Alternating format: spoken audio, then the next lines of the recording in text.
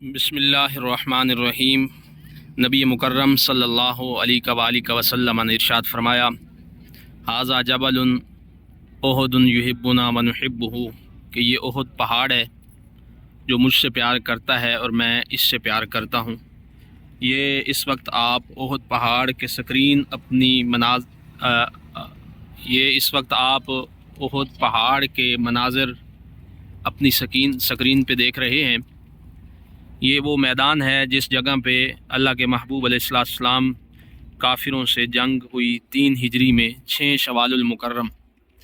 غزوہ بدر میں کفار نے جب شکست کھائی اور عبرت ناک شکست کھائی اور ان کے 70 کافر مارے گئے، بڑے بڑے، جن میں ابو جہل بھی مارا گیا، اور بڑے بڑے ان کے جو لیڈر تھے، بڑے جنگجو تھے اور بڑے سردار تھے، اللہ تعالیٰ نے ان سب کا خاک میں غرور جو ہے وہ خاک میں ملایا اور وہ نیست و نابود ہو گئے میدان بدر کے اندر۔ تو پورا سال وہ تیاری کرتے رہے کہ ہم نے اس کا بدلہ لینا ہے۔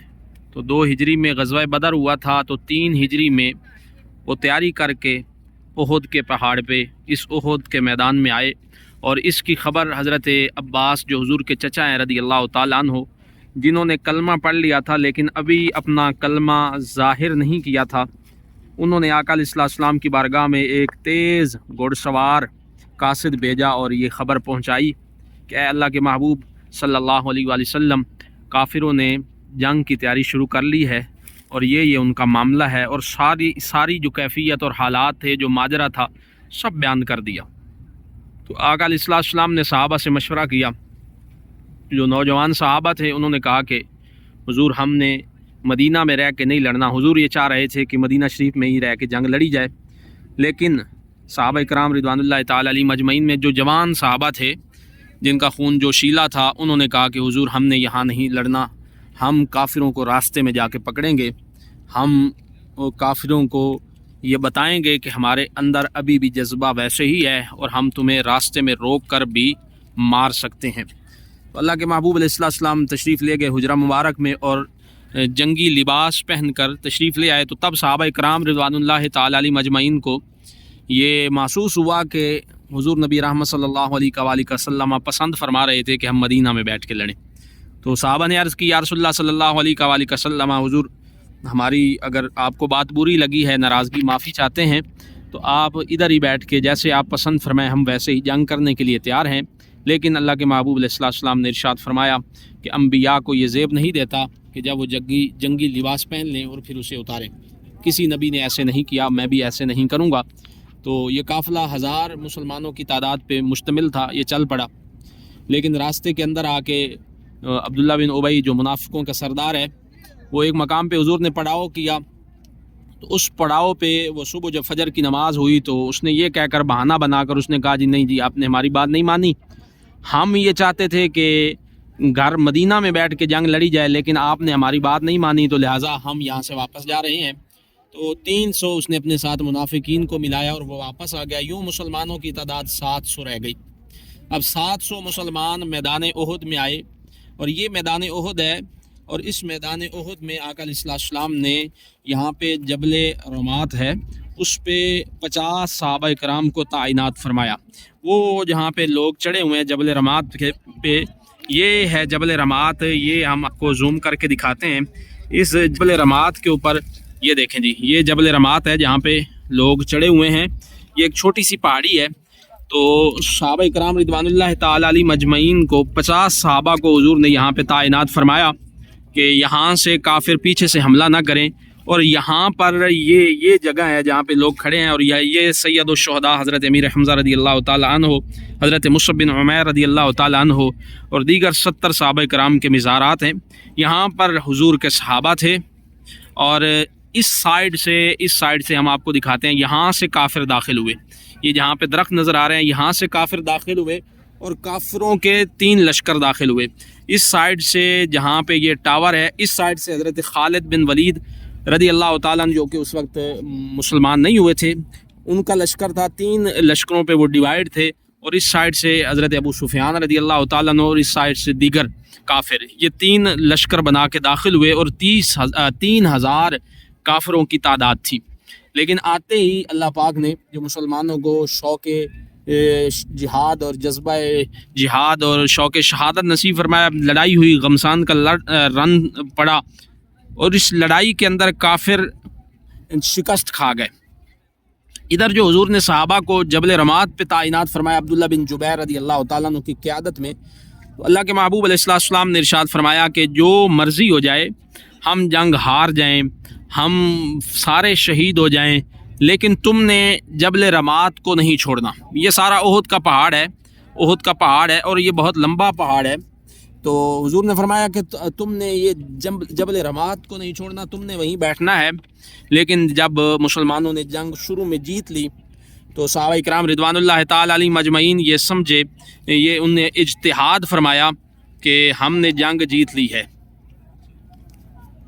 تو اس وقت صحابہ کرام رضوان اللہ تعالیٰ علیہ مجمعین نے اجتہاد فرمایا کہ اب جنگ جیتی جا چکی ہے. حضرت عبداللہ بن جبیر رضی اللہ تعالیٰ عنہ روکتے رہے لیکن وہ رکے نہیں، تو وہ نیچے آ گئے. تو حضرت خالد بن ولید رضی اللہ تعالیٰ عنہ جو کہ 2 حملے پہلے بھی اس جبل رماد سے کر چکے تھے، لیکن اب جب انہوں نے دیکھا کہ اب صحابہ کی تعداد یہاں کم رہ گئی ہے تو ان 2 حملوں میں انہیں کوئی فائدہ نہ ہوا تھا، تو اب اس نے پھر دوبارہ سے حضرت خالد بن ولید رضی اللہ تعالیٰ نے اس پہاڑ سے، جبل رماد کی اس پہاڑی سے حملہ کیا اور 7 صحابہ شاہ شہید کر دیے اور 3 جو بچ گئے تھے وہ واپس میدان کی طرف دوڑے. اور پھر حضرت خالد بن ولید رضی اللہ تعالیٰ عنہ نے باقی کافروں کو بھی بلایا کہ آ جاؤ ہم یہاں سے حملہ کرتے ہیں. اور ایسا حملہ ہوا، ادھر مسلمان مال غنیمت سمیٹ رہے تھے اور اپنی تلواریں نیاموں میں ڈال چکے تھے اور کچھ پتہ نہ تھا کہ خیر خبر بھی نہیں تھی. اچانک جو حملہ ہوا تو سنبھل نہ سکے اور 70 مسلمان شہید ہوئے، جن میں حضرت امیر حمزہ سید الشہداء حضور کے چچا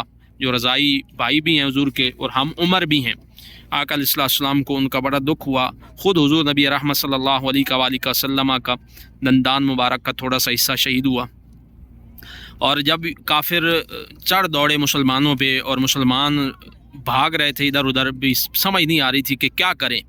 اس پریشانی میں کافروں نے ایک اور بات بھی پھیلا دی، نعوذ باللہ من ذالک، کہ ہم نے محمد صلی اللہ علیہ وسلم کو شہید کر دیا ہے. تو مسلمانوں کی پریشانی میں اور زیادہ اضافہ ہو گیا جس کی وجہ سے مسلمان اور زیادہ پریشان ہوئے. لیکن صحابہ کرام رضوان اللہ تعالیٰ علیہ مجمعین جان نثار حضور کے صحابہ ارد گرد حضور کے اکٹھے ہو گئے اور آقا علیہ السلام پہ حضرت انس بن نضر رضی اللہ تعالیٰ عنہ جیسے صحابہ جن کے پورے جسم پہ تیروں کے نشان تھے، ان کی بہن نے انگلیوں کے پوروں سے انہیں پہچانا تھا. حضرت حنزلہ جن کی شادی کی رات تھی اور وہ جنگ احد میں آئے تھے، جنہیں غسل ملائکہ نے دیا تھا، غسیل الملائکہ جن کا لقب ہے. حضرت امیر حمزہ سید الشہداء، حضرت مصعب بن عمیر رضی اللہ تعالیٰ عنہ جیسے صحابہ. جو مصعب وہ جو مکہ میں اتنا امیر تھا، ایسی خوشبو لگاتا تھا کہ کسی گلی سے گزر جائے تو مصعب بن عمیر کی خوشبو سے لوگ پہچان جاتے تھے کہ یہاں سے مصعب بن عمیر گزرے ہیں. وہ مصعب بن عمیر جو ہر روز نیا لباس پہنتا تھا، لیکن اسلام کے لیے قربانی، دین کے لیے ایسی قربانی صحابہ نے دی کہ مصعب بن عمیر جب شہید ہوئے اس میدان احد کے اندر، تو مصعب بن عمیر کو کفن دینے کے لیے اسلام کے پاس 2 چادریں نہیں تھیں. ہر روز نیا سوٹ پہننے والا مصعب بن عمیر اسلام کے پاس آیا تو اسلام اسے 2 چادریں نہ دے سکا.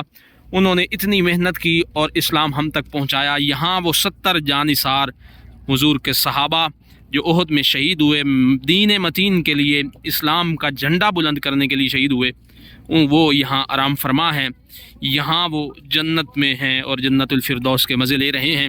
ہمیں مصعب بن عمیر رضی اللہ تعالیٰ عنہ کی بات یاد رکھنی چاہیے. حضور نے حضرت مصعب بن عمیر اور حضرت سید الشہداء امیر حمزہ رضی اللہ تعالیٰ عنہ کے لیے جو چادریں تھیں، ان دونوں چادروں میں حضور نے فرمایا ایک چادر میرے چچا پہ ڈال دی جائے، ایک مصعب بن عمیر پہ ڈال دی جائے. اب چادریں اتنی چھوٹی تھیں کہ اگر منہ ڈھانپا جاتا ہے تو پاؤں ننگے ہو جاتے ہیں، پاؤں پہ چادریں ڈالی جاتی ہیں تو منہ ننگا ہو جاتا ہے. تو حضور نے ارشاد فرمایا کہ چہرے ڈھانپ دو اور پاؤں والی سائڈ پہ گھاس ڈال دو. یوں حضرت امیر حمزہ جو حضور کے چچا ہیں ان کو بھی اس میدان میں، اس احد میں دفنایا گیا اور حضرت مصعب بن عمیر رضی اللہ تعالیٰ عنہ کو بھی دفنایا گیا. آقا علیہ السلام جب غمگین ہو جایا کرتے تھے حضور یہاں حاضری دیا کرتے تھے، غزوہ احد کو آ کے سلام ان شہیدان احد کو آ کے سلام کیا کرتے تھے، اور اللہ کے محبوب علیہ السلام نے یہاں آنا حضور کی سنت ہے۔ حضور نے تعلیم فرمائی ہے کہ میرے احد والوں کے پاس آیا کرو، اور یہاں آ کر اللہ کے محبوب علیہ السلام فرمایا کرتے تھے کہ اے احد والوں تمہیں سلام ہو، ہم بھی تمہارے ساتھ ملنے والے ہیں، ہم نے بھی یہیں آنا ہے، یہی قبریں ہیں، ہر مسلمان نے مرنا ہے اور قبروں میں جانا ہے۔ اللہ تعالیٰ دین اور دین کی حفاظت اور دین کی سلامتی اور دین کا کام کرتے ہوئے ہمیں موت نصیب فرمائے، ایمان کی موت نصیب فرمائے۔ اللہ تعالیٰ احد کے شہیدوں کے صدقے سے ہمارے درجات کو بھی بلند فرمائے، اور اللہ ہمیں دارین کی سعادتیں عطا فرمائے۔ وآخر دعوانا ان الحمد للہ رب العالمین۔